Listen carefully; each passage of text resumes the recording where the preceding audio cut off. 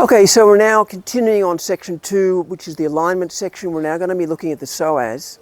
Now, there's a lot of different muscles, obviously, in the body, but I want to specifically target just the psoas and relate that to yoga poses. So why have I picked out the psoas? Well, I found in my clinic that the number one muscle for creating back problems is the psoas. And so what it is, it's a major hip flexor. What's hip flexion? That's hip extension, hip flexion. So if you've got a tight hip flexor, you're going to increase that sway back, switch off the abdominals, put pressure on the lumbar discs, and definitely predispose to back problems. So the psoas would be a really good muscle to work with Shreya, because we know that she's got that little bit of a sway back. So even though we've tested the length of the psoas, we know it's not tight. She's just got a long-term pattern of just standing like that. And the problem with that is it really switches off the core. So let's go. So let's go into, I'm going to demonstrate, so we're going to be going into that move. So I'm going to take you through it. So we have the feet a little bit wider apart. Because again, if you're bringing the feet in together, it's more difficult to tilt than out like that. And so we're encouraging Shri that whenever she stands with the feet shoulder width apart with the knees bent, because she loves standing like this together, and that knees lock back and there's the sway back. So even the way she stands is perpetuating that curve. So we're coming up into here, back foot turned in at a 45 degree, and then we're having that hip square. And then what we're doing here is I would encourage her to put one finger on her navel and the back of her hand on the back of the lumbar spine and actually tilt the pelvis back, and you'll feel and see the tummy coming in, and you can run your hand up and down the lumbar spine, you know it's flat compared to that. So are you doing it? Maybe, maybe not, but if you put your hands on, nerve endings in the hands, definitely you're doing it. Keeping that flat. There. That's a challenge. You got to be feeling it in there, you have to be. And then we do the neck retraction. There. Then we come out lastly, once you've got this tilted back, that hip forward, neck retract. See the height? It's amazing. She's just gained like a centimetre of height, which is very common. If you've got that, if you want extra height, women don't have to wear high heels, just do the neck retraction. Coming out, tilt the thumbs out.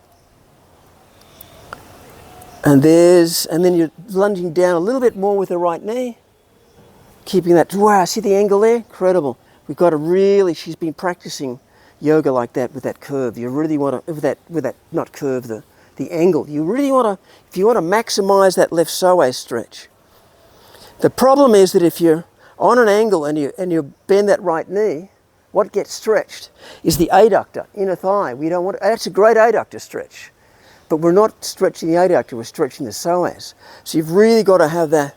The more you can align that hip level and tilt under, there's the maximum psoas stretch. And she just doesn't like to do that. So that's a really good practice in with your students to bring this pose in. Okay, so then the next one, then you obviously just do the other side for the right psoas. Let's move on to the pigeon. So I'll get you standing up there.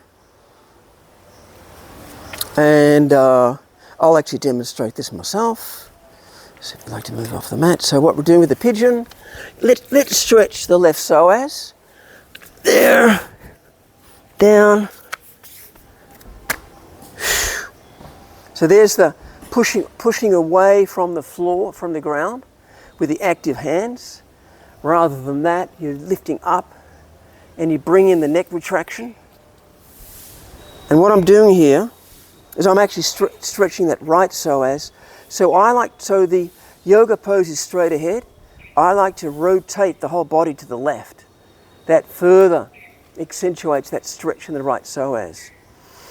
And then what I'm doing is incorporating the deep breathing. The deep breathing switches on the parasympathetic nervous system and helps to relax tight muscles. So the deep breathing ideally should be brought into every yoga asana right through the class. Breathe in, and as I'm breathing out, I'm contracting pelvic floor and rotating away. and lifting. So I'm going through the checklist. And then obviously the other side. There, neck retract, rotate left.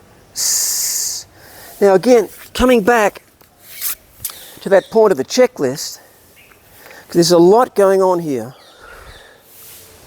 So invariably, if you think of that, this drops. If you think of that, this tilts. So I'm doing the checklist constantly during the yoga pose. So what am I doing? What am I thinking of? Okay, bend that right knee.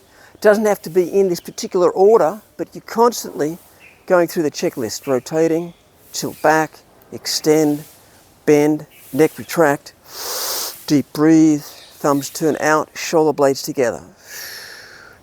Bend the knee, left hip forward, tilt under, feel that flat, neck retract, rotate, deep breathe.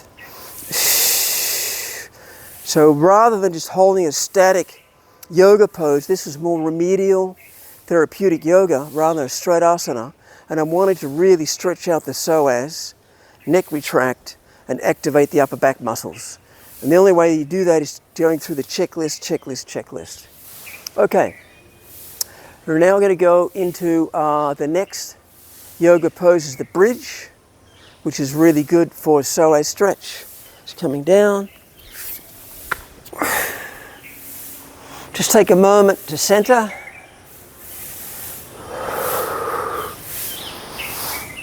Now, lifting up, there's the glute max.